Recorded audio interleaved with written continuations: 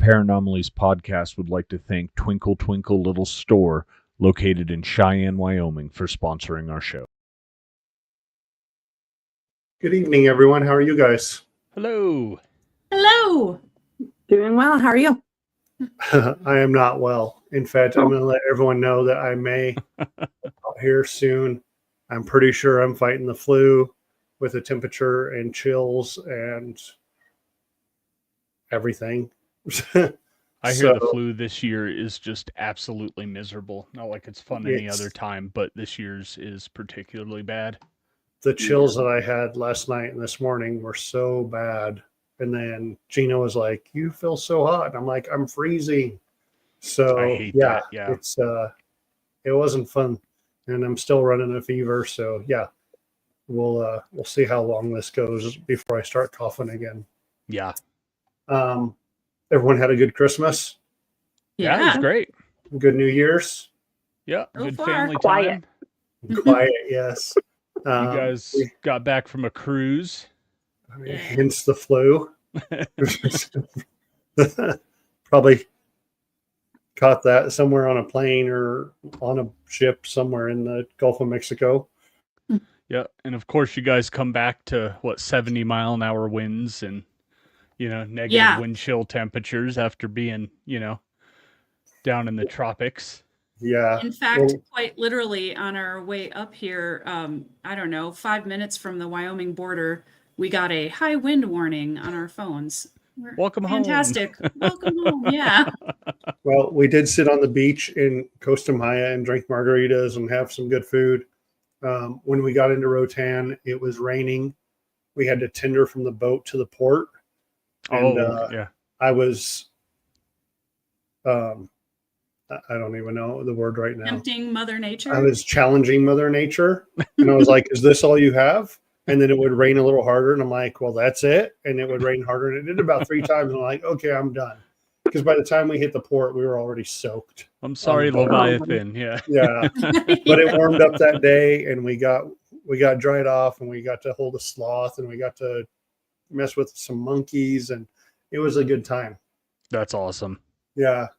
As we were walking back to the boat in Rotan, in Bimini, there was a bunch of stickers on the gangway. And if they go to the Way Out West page, people go there, they'll see our sticker on the handrail in Bimini with the blue water behind it. That's awesome. Yeah, it was cool. So I saw that post and I didn't know if you just put the sticker up there for the post or if that's a permanent addition to the... It's there forever. It's there, cool. Yeah. There was a bunch of stickers, so it's not like we were defacing something that wasn't already. We just added our sticker to it. So that's really cool. Tonight we're going to discuss the Whiteface House in Yates Center, Kansas. That episode is on Paraflix. That's our second episode to hit. And I think we had a good time, and everyone's going to see that place was pretty good. Yeah. Yeah, it was definitely an interesting place. The drive was interesting. We had, I think it was about 11 hours, and I know the car was fun. You and Des were in yours, and we had Jackie, and we were having a good time. But next time we now have the truck. We have dubbed it the Mystery Machine, and it will haul everybody. So heck yeah, it'll be even more fun. Yep, gotta love the paranormal road trips. Yes. So yeah, we drove all that way. We get into Yates Center. We're at our Airbnb, which was a beautiful old Victorian house that was owned by a judge. So cool. And then by his secretary. And then we did a small investigation there one night. And like the lady that owned the house came through for us. Like that was pretty neat. In that book that Gina and Jackie were looking through of everyone that owned it and all that cool stuff. Yeah, it was really cool seeing how the owners put, the entire house's history in a book that you could look over. And then, we started playing around with some equipment. I think that's when we first started using Jackie's dead bell, kind of testing that out. And we're actually getting some responses with it, which was pretty cool. Yep. And then we used it at the Whiteface House and learned that listening back to recorders with the dead bell sucks. There's no Yes, other it word for it. does. It's really loud when you're trying to hear any kind of EVP, and you get ding, ding. So Yeah, definitely not something to run during a burst anymore. no, definitely not. Um, there's so much that went on. It's an absolutely beautiful house. They're renovating it now, and still doing stuff to it. But there is some stuff that's older that I think causes some of its own noise. Like the steps, I think we pretty much debunked that if you step just right, the steps made a noise on the floor, and some of those old floors upstairs would the planking, going across would make a noise somewhere else. Yep. So, Yeah, but and those stairs were loud too. and that's what you have to do. You have to debunk that stuff, and not everything is paranormal, and that's why we do it, right? Yep. Yeah, I think that's half the fun, trying to figure out what it is, and it's when you can't reproduce, um, the cause of it, right? That you kind of get that excitement of, oh crap, this wasn't, a step settling or something like that. So, Right. And I think it's always such a bummer, right? When you're like, oh, the stairs are creaking. And then you're like, the stairs are creaking again and again. You're like, oh, dang it. I mean, it's kind of a bummer when you debunk stuff. But on the same hand, I mean, you have to kind of come at it with a logical perspective to make sure that you're not just, I mean, you could let stuff get away. You could just kind of let your mind go run wild, and stuff can get really crazy and you get overwhelmed and you're so excited. I think we all went into Whiteface so excited. We watched videos and just overwhelming. Like, we were so pumped. And so every little noise, we're like, what was that? So to debunk those, it was kind of a bummer, but I mean, that's the nature of the game. So. Yep.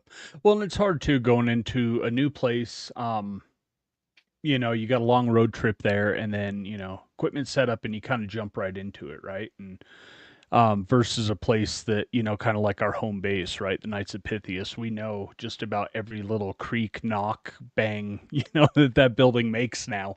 Those gas heaters are so loud, you'd be sitting there dead quiet, and then just dong, across the whole building. And, it always seems to get the people that have never been up there before, it causes them to jump up and, but yeah, so going into a new place, it's hard to kind of catalog everything in that, minimal time that you have at the location. Right, because we went in with about 12 hours. He extended the morning for us, but we went in with about 12 hours of time, and it's trying to make sure what's going on and what isn't paranormal and what is just a step noise where you stand. Yep. You have 12 hours to figure that out. The nights we've been in, like you said, we've been in there so much, we know. Yeah. Yep. But when you have, in a lot of these places, you're getting 8 hours. So you got to be quick to debunk some stuff too, and not spend a lot of time on it. Yeah, I don't think people realize how fast time goes when you're actually sitting there doing it. And after we had finished Whiteface and headed home and just kind of reviewing everything that happened and some of the additional information that we'd found afterwards, to try to get that information at the time of investigation, it just takes up more time. And so I think that's kind of, we came to, gosh, we wish we had another night there at least, so we could kind of delve into these just names or dates just a little bit more, which I think is something that, big production has a little bit better of a, they've got kind of the leg up on us small guys, because they have the opportunity to sit there for a couple days and really got to go through those pinpointed questions where we're still kind of, 12 hours isn't a long time. And especially when it's 3:00 in the morning, and it's 90 degrees and we're all falling asleep. Yep, exactly. Yes.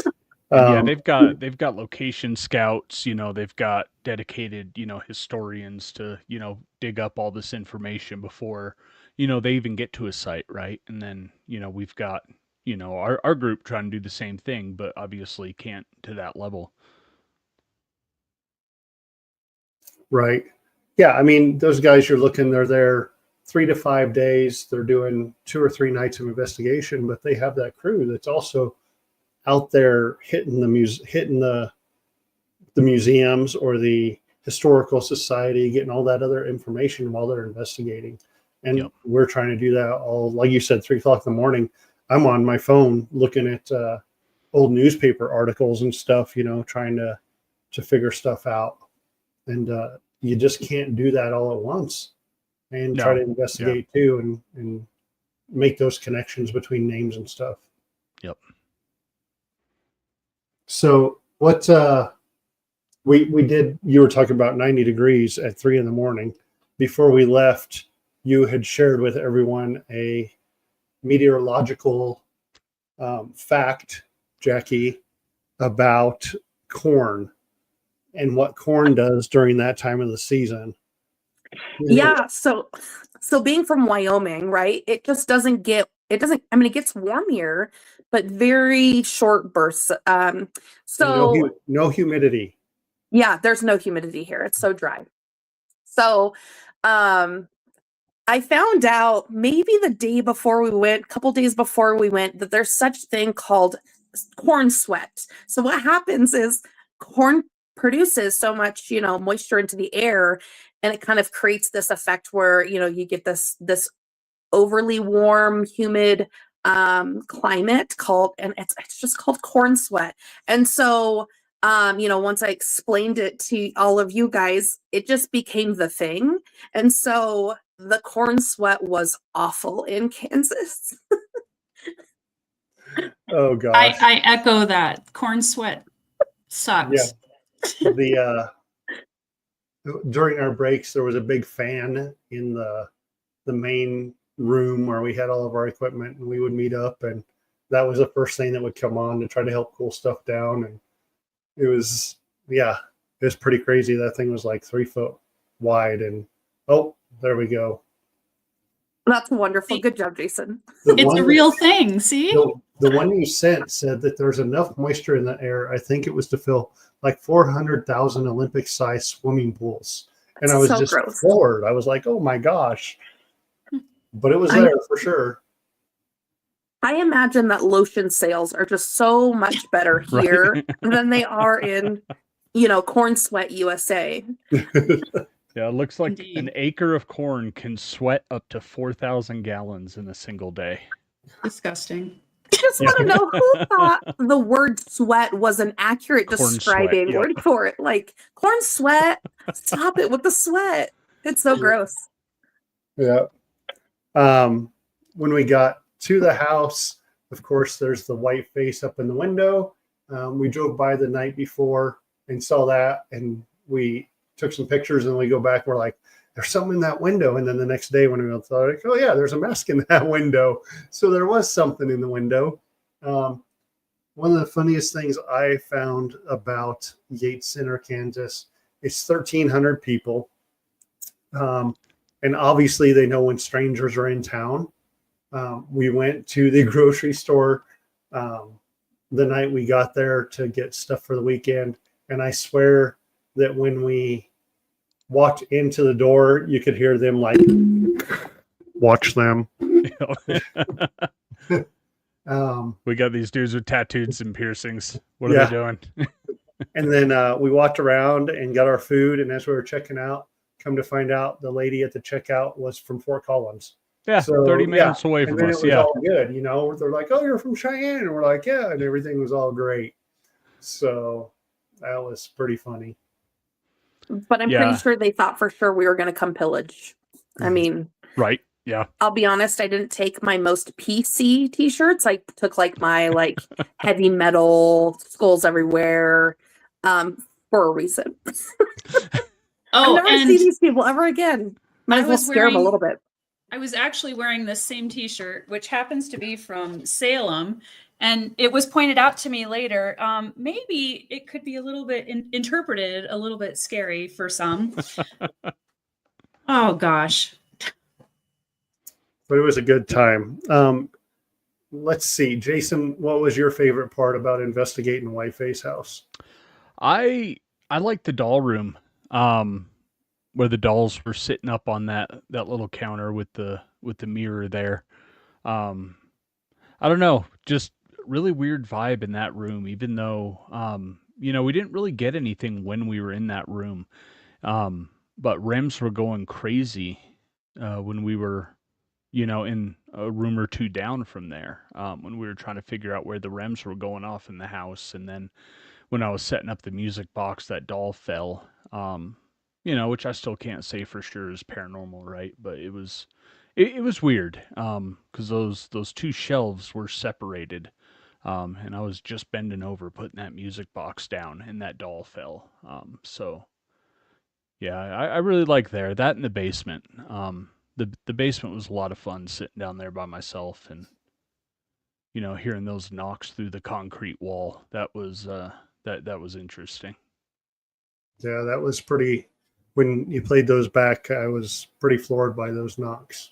Yeah, especially how loud they were. That's what that's what was crazy about it. I'm already tucked back in the back corner of that basement, right? You got to it's almost like an S turn to get back to where I'm at, and everyone's upstairs, So, and Aaron's got his back brace on, so I know he ain't getting down there quick, to drag me out of there if anything happens, right? But, yeah, hearing that, just those really loud bangs coming through the concrete wall was just, yeah, that was intense.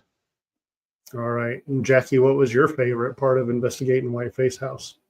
I think my favorite part was once we started getting some more of that, like I was talking about, kind of pinpointed information. And once, we started kind of looking into things and started really kind of piecing these items together, and it started creating this picture. Previous to this, I think this was really our longest opportunity at a location besides Knights of Pythias, multiple, investigations there. But just kind of seeing how that picture came together, it didn't come together as much as we would have liked it to, but kind of seeing that progression throughout the night was, I think, one of the more interesting and one of my more favorite points. Yeah.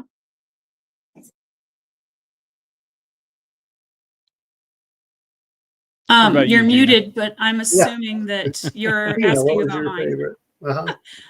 Well, Jackie took my favorite. I agree. I totally love seeing how different bits of information could coincide with each other. And she put it perfectly to create a story or a picture of things. But my second favorite thing is just getting to be with you guys and investigating and learning more about each of you and strengthening that team relationship. Yeah, that's one of the best things about our team. We become family. We've said that before. Yep. Yeah. We'll have some news later in the year about that. But we're good right now. We're happy where we're at with everyone. And gosh, I love investigating with you all. Likewise. Yeah. I'm going to tell you mine. I think that going in, we were super hyped. As Jackie said, we watched some videos, some YouTubers. I walked in there expecting something completely different than what we got. Yes. I wish we could have found out some more history on the place. We did get a name that I don't think we shared in the episode because we couldn't get enough information. Correct. But Yep. Ida was the name, and just a little information that we found. If it's the Ida that we found, she would have lived to over 100 years old and was very prominent in that town. And I'm really hoping that she did have some connection to that house. If anything, we got to learn some stuff about, some of the people in that town with Ida and with the judge that owned the Airbnb, his secretary. The judge didn't. Okay, sorry. The judge that owned the house that is now an Airbnb, and then his secretary purchasing that house later on. The history in that little town of 1,300 people is pretty cool. Some guy donated the land and they built the courthouse and the square, and looks like they're trying to update some of those buildings in that town, and hopefully it can boom a little bit. Yep. I will say that town has some of the most unique police vehicles I've ever seen as well. was it pink cheetah print on one of the Yep. cop cars. Yep. Yep, pink cheetah print. It was interesting for sure. It was such a cool little town, though. We got the opportunity, I think it was the day of the investigation, to kind of hit some of their little flea markets. Mhm. And I mean, people were, I mean, once they kind of opened up a little bit, they were very welcoming. It was a very nice little town. And I wish there was some more opportunities for us. I think it was just because of the holiday weekend that some of the stuff was closed and we were kind of there on kind of off time. So, but it was a quaint, cute little town, very adorable, corn sweat aside. Yes. Yeah, in fact, the one flea market, the gal was telling us about the bakery that's on the square, and that lady is like 80 years old or 80 something years old, and she's there every morning at 4 a.m. baking goods and has her little cafe. And I was like, gosh, I wish that was open so we could support this lady. Like, Yep. she's still busting her butt to provide for this town and give them something like that. No potato bowl. No potato. Oh, yes. I was like, Jeremiah put no potato bowl over in the comments. And that was a flea market in the town over that we went to. Jackie found a bowl shaped like a potato or shaped. I don't. Yeah. Yes, it was the cutest little thing. And actually, I should have just called them. I was going to call them after we got back to town to ship it to me because it was like $1 or something. And I can't not think about the potato bowl for the rest of my life. It's just one of those lost opportunities. Anyways, You can always go back. I bet you it's probably still there too. I bet it is In too. fact, yeah. I bet Put it on the is. list. Got to go back to Kansas for the potato bowl and the corn sweat. I And guess. the corn sweat. Maybe wheat Jesus. I was just getting ready to bring that up. On the way there, I didn't see it. You two saw it in the car. I think Des and Jason saw it, but I was paying attention to driving. So kudos to Yeah, me. we sure did see it. But on the way back, yes, you pointed out wheat Jesus, and it is an actual thing. It's a sign with Jesus holding some wheat. I see Jason looking at stuff. I think he's trying to find it. Maybe there's pictures of it. There he is. There's wheat Jesus.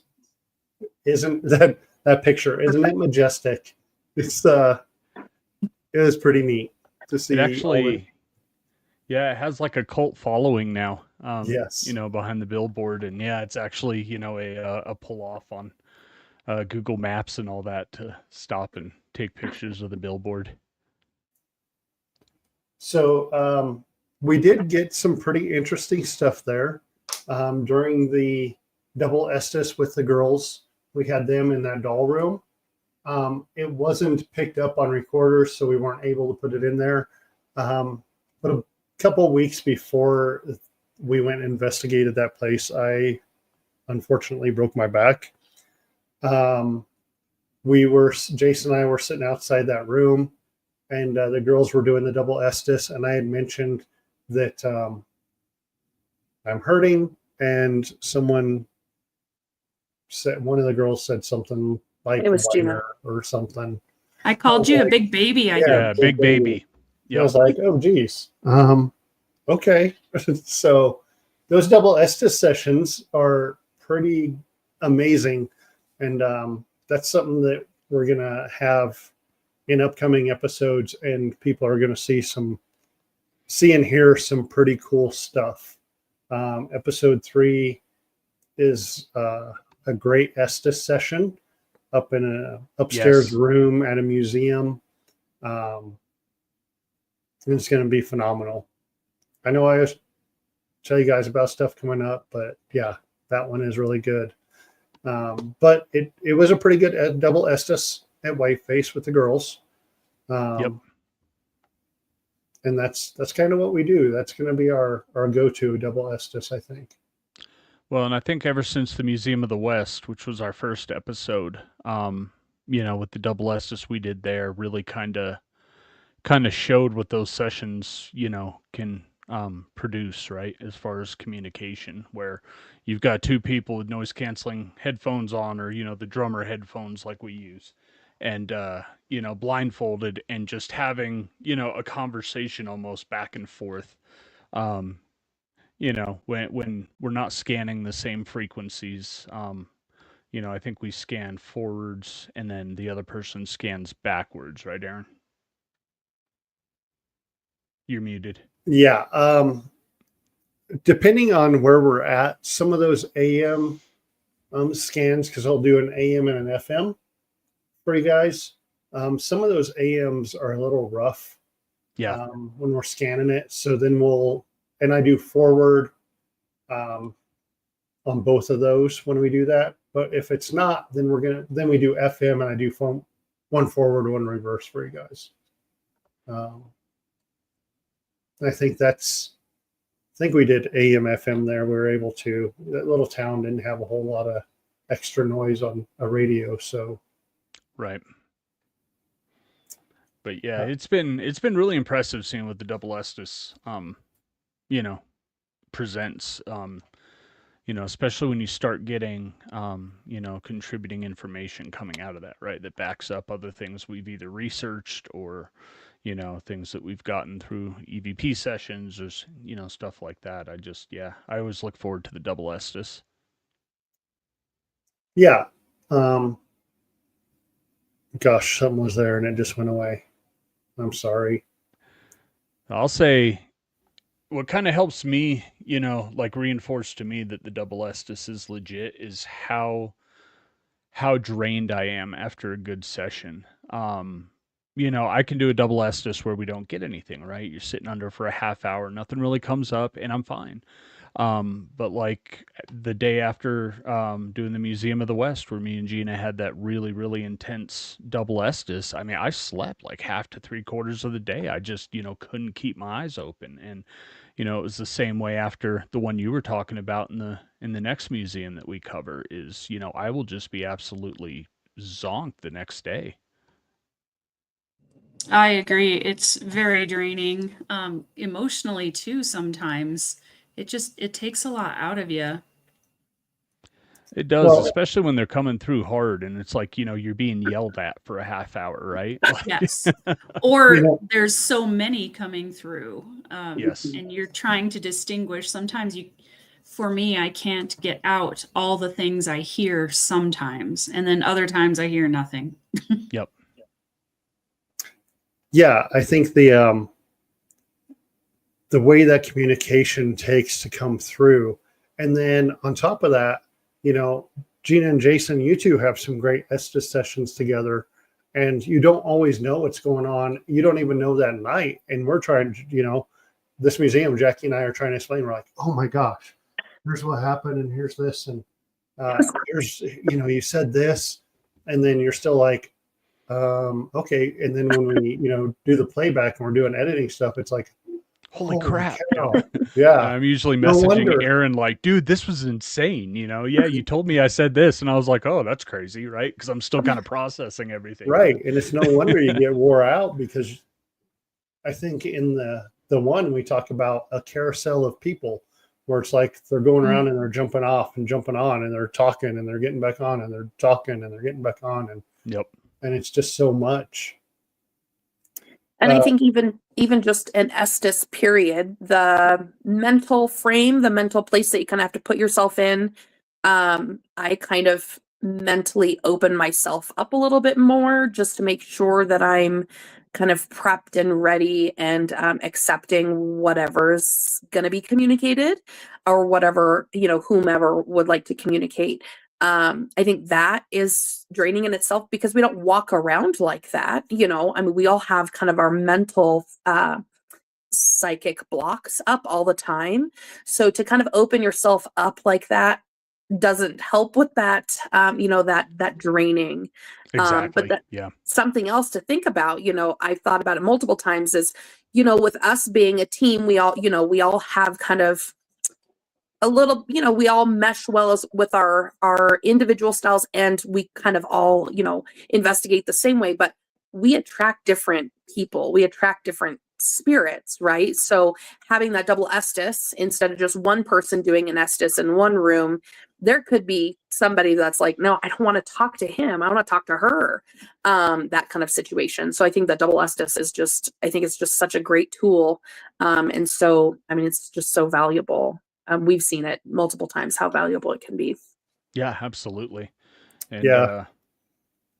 doing our events and stuff like that, we kind of have a hard and fast rule that we don't allow, non team members to do an Estes or a double Estes session with us, because like Jackie said, you kind of got to drop that, whatever protection, right, or psychic block that you're using, and we don't want someone that's coming in just looking to learn, to get hit hard, or get an attachment, or even just scare them too bad, right? Because that can be an intense thing to get thrown into as well.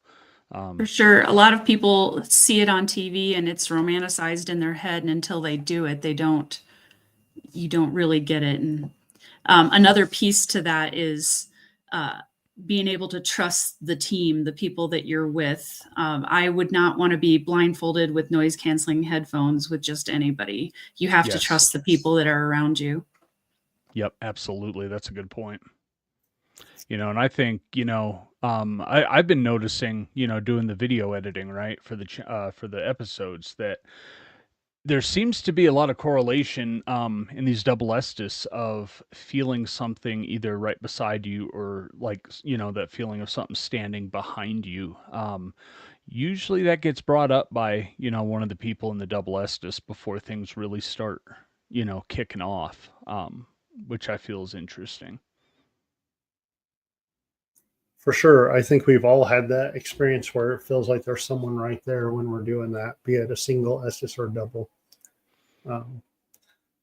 Going back to the beginning of that episode, we walk in, we go into the one room, and there's a big loud noise, and that's the first time we ever hear Gina like drop the F-bomb. I was like, what? Gina. Yeah, I don't do that ever. I'm such an angel. I'm so sorry. One of the other funny things is, as we go up the stairs, I'm leading the way, and there was the loud bang in that bedroom that has the nook bed in it. And I was like, nope, No, I am nope, not leading the way. And this is where everyone realizes that I am a scaredy cat. So yeah, I think that's I can call that's where we myself got. out on. Go Yeah. ahead. Oh no, I can- was saying I think that's when we got Jackie in the background going, "Jason ain't afraid no ghost." Yes. Wendy's over here and says, "I wish you guys could investigate places here." And she's in Rapid City. I would love to find some places up in South Dakota and in the Black Hills area. That's a short drive for us. Let's do it. Right. Yeah. That's like a Yeah. 4 hour, 5 hour drive. Wendy, you got room for 4 people to bunk with you? Guys, I'm going to get out of here. I'm getting all, Yeah, go recuperate, man. Um, Thanks for being able to hop on for a little bit, though. yeah, I had to see y'all, and we had to discuss this a little bit. The one thing we need to touch on real quick is, of course, Twinkle Twinkle. They lost the Tivoli. They weren't able to renew that lease with the new investment group, so they are moving into the mall. If you follow them on Facebook, you'll see that they're getting some painting done. They do still have their store over on Ridge that is open, with all the same stuff, all the crystals and all the stones, and I'm sure the coffee's in there, and all the good stuff we always talk about. Tim and Patricia are such great people. That building was like the best for what they have in there, and the energy that it gave it was super good. Yep. But I think they're going to do just as well with this mall location. And we want everyone to go see them and let them know that we told them to come in and say hi. Yeah, I think the mall, especially the place they're going into, at least gives them enough room to kind of display everything that they have, right? And hopefully, do some of their classes, and other little events that they do for the community, to come in and learn more about this stuff. So as we get more info from Patricia, we'll be sure to keep everybody posted on how it's looking for their new location at the mall here in Cheyenne. And their Ridge Road location, I think, as Aaron said, is still open. That's I think where they started. So it's really cool. It's an older building, but they've really utilized the space in there, and able to get a lot of really cool stuff in there. For sure. So I am going to get out of here right now. I want to wish everyone a happy new year and watch for our stuff coming up. There's going to be some pretty cool stuff this year. All right, Feeling well, better, some rest, Aaron. brother. Thank you. Bye, guys. Bye. All right, it's just us three. Let's talk about Aaron. All right. Yep, let's do it. All right, this As he dude. walks up the stairs. Right. So, kind of going back to some of our other investigations, especially, this next one that we're doing, which will be episode 3. Gina was very receptive to, some entities, hanging around the building, and was able to, give us some insight into, why certain things were happening. And I know I'm being a little cryptic with that, but it's because we try to save the good stuff for a surprise for the next episode. But I guess how does that feel for you, Gina? Picking up on this kind of stuff. Do you more just kind of get like a vibe, right? Like a kind of an insight, or are you seeing and hearing things? What's that like for you? I always love that question, because when I say that I hear something, for me, it's not like I'm hearing you now or hearing someone talk to me. It's more of a random thought that pops into my head that comes out of nowhere. And I used to dismiss those random thoughts, like, good grief, what is that? And now I've come to realize that that's probably spirits wanting to chat a little bit, or at least to get a message out. And as far as like the vibe of a location, I think a lot of people can get that. If you walk anywhere, and you get a weird feeling, it's like when people say trust your gut. Yep. So that's just being in tune with what your body is saying. Some people dismiss it. I try to really get in tune with that. So that's what that is. It's just walking in somewhere and going, ooh, I feel this. That's just the energy of the location and the little hairs prickling up or whatever. Yep. And I'm listening. Yeah, And I've I always think been a trust your gut person. I think, regardless of whether it's something spiritual or, our brain takes in, so much more input than we're even aware of, right? From back when we were living in caves or whatever, you had to, your brain had to process all that, right? And able to, kind of pick up on those subtle cues of danger, right? That you're not overtly seeing. So yeah, I've always been really big on trust your gut as well. Sorry, Jackie. No, you're totally good. I love that Gina brought up the fact that I think everybody can kind of judge the feeling or the vibe of a place. The most recent, so we keep talking about third episode, but we've actually investigated beyond the third episode. So I think that's going to be episode number 4. Am I correct, Jason? Yeah. Our most Yep. recent. Yep. So we all walked into a room and we will all, every single one of us were like, just thinking back about how intense that feeling was of just like, whoa, Yeah. whoa. I totally agree. I think, anybody can walk into a place and be like, well, something's not, you just get that feeling in your stomach, where it's almost, almost like, did you ever like on car rides as a kid and your parents went over hills really fast, like tummy hills, almost Yep. like that feeling? And you're like, what is going on? What made that happen? Yeah. Exactly. Yeah. And so that's kind of the feeling I get. Sometimes it's chills, stuff like that, but it's more of that stomach feeling. And that's where I really have to consciously kind of open up. But I don't do that everywhere because I don't want to open myself up. That's kind of a dangerous thing. And that's one thing about, Gina talked about earlier was trusting your teammates.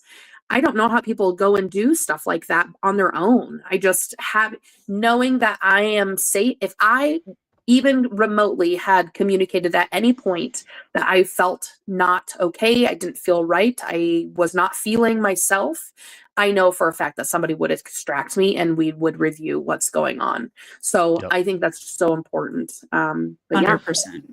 Yeah, yeah, that no one pushes anybody to do something, right? Like for example, just the basement at Whiteface where, I think I was, 2 floors down from you guys at that time in the basement, maybe 1 floor. But like I was saying, you got to go down the stairs, you got the main basement, and there's like a door and then a whole like this crawl space that just kind of snaked around the house, right? Like I was pretty well back there, and nobody forced me to do that, right? If I would have gone to you guys and been like, hey, I don't think this is a good idea, everybody would have had my back on that, right? Like For sure. nobody's forcing each other to do anything just for content, right? Like we've always Right. got the team, first and foremost. So Wendy asks, what was our scariest moment? You want to my take that first, Jackie? sure. Scariest moment. I think my scariest moment, I think, was not really at that time. At that time, I think I've got two. So, and hopefully I don't steal one of yours, Jason. Jason and I were sitting real close down at the Knights of Pythias down in the basement, in their kind of in the area where they do their haunted house, and we were investigating down there with a group of people, and a lot of things happened right at once. Aaron had he had picked something up visually, audibly, and audibly, that's the word. There we go. And on the SLS, and at that same exact time there was a rock thrown at Jason and I, so that was pretty crazy, like in that moment. But I've actually been touched, and now it seems kind of crazy. It was the very first time that I was ever touched by a spirit. But I second guessed myself. We actually caught it on camera, and you can Yep. see that on our YouTube, where I was touched, and I kind of like rubbed my arm, and then I'm like, Jason, I was just touched. Like, but it was scary after once I trusted myself enough to, say, yeah, that actually did happen. You actually were touched. Yep. Yeah. What about you, Gina? Well, talking about other locations, there was an investigation Aaron and I did in Nebraska, and it was the first time I've had something physical happen to me. Usually it's always hearing things or a feeling inside, but at this location, Aaron and I were standing a little back from the other people that happened to be there, and I felt something blow in my ear. And I turned around to him and I said, did you just blow in my ear? And he was about 2 feet from me, and he just gave me a crazy look like, what are you talking? No, that wasn't me. And I'm like, okay. And I turned back around, and like right then it blew in my ear again. Like it was like a real blow. And he was still, that gave me the heebie jeebies. Yeah. Yeah, physical interaction is always a weird one. Mainly because you're never expecting it when it happens. And then like I think with Jackie's, we were in a small room. We were doing an event. We had a few people. We had just started to get some REM hits, and stuff like that. And then all of a sudden, Jackie's like, Jason, something just touched me. And then we went back and looked on camera, and you could actually see, her arm move from being touched. And I think it's on one of the event videos on YouTube, like she was saying. Mine, same place as Jackie, Knights of Pythias. For people that don't know, I'm a member. I've been a member for quite a long time. And this was back when I first kind of got back into investigating, and I was kind of doing it solo. And I had a laptop and a old school like IR security camera that was mounted up in the projector room that overlooks the lodge of the Knights of Pythias. And I was a member at this point, so I've got a key to the building. Well, I got home, it was like 3 a.m. I'm like, crap, I forgot my laptop up there. So I drive back over, come upstairs, all the lights are off upstairs, and I hear a full conversation going on in the kitchen, which is about 3 rooms over from where you enter the building. So, I kind of lean my head and I'm like, hey, what are you guys still doing up here? You crackheads, it's 3 a.m. and the conversation just stops. And you hear all of a sudden, everything in the nights is hardwood floors, and you just hear these stomping footsteps coming very quickly at me. And that was one of the only times I was like, yeah, screw this. I'm done. And I left my laptop up there. I was like, all right, whatever's up here, I think I pissed it off. It wants to be left alone. So I came and got my laptop the next day. But yeah, that was pretty crazy. I've never had it since. But yeah, full voices, like multiple people talking. I thought, like I said, people were hanging out in the kitchen, just BSing after the investigation or something. But no, there was no one there but me and whatever was running at me. Wow, that's intense. So yeah, I think that sums up our scariest moments. That's one thing I like, is getting other people on, and talking about their experiences. And I always like that question. What's your scariest moment? Because there's so much that can happen on investigations that it's just a blast. I will mention that I've gotten jump scared probably more from physical people, real people on this right next to me. 100%. Yes. It never People fails. always- Somebody will pop around a corner or something, and Jackie's jumping and shouting profanities. Yep. I've been asked so many times, doesn't ghost hunting or whatever scare you? Isn't it so scary doing? And I'm like, no, dead people don't scare me. Live people scare me way more. Yep, exactly. All right. Well, I think we are.